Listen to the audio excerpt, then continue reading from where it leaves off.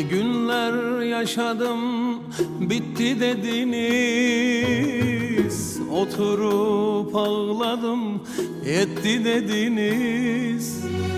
Ben bunları hak etmedim, etti dediniz. Size söylenecek sözüm yok artık. Neredeyim, nasılım, aldırmadınız. Kaç kere düştüm de kaldırmadınız. Bir gün benim yerime ben olmadınız.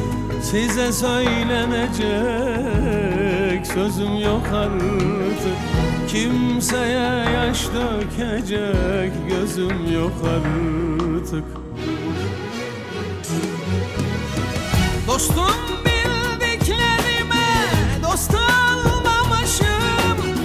Sırtımdan vuran vurana ölmemişim. Bilmem ki bu dünyaya niye gelmişim.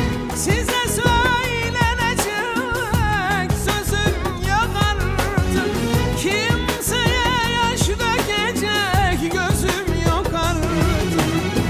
Bilmem ki bu dünyaya niye gelmişim. Size söylenecek sözüm yok artık.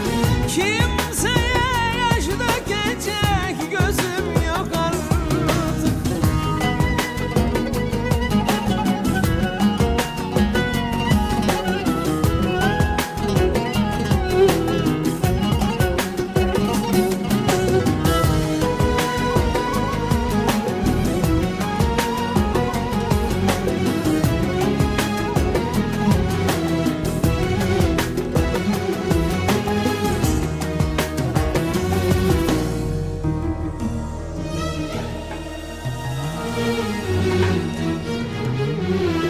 Beni doğduğuma pişman ettiniz.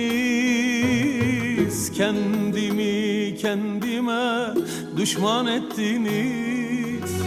Sarhoştur dediniz, berduş dediniz. Size söylenecek sözüm yok artık. Neredeyim, nasılım, aldırmadınız. Kaç kere düştüm de kaldırmadınız. Bir gün benim yerime ben olmadınız. Size söylenecek sözüm yok artık. Kimseye yaş dökecek gözüm yok artık. Dostum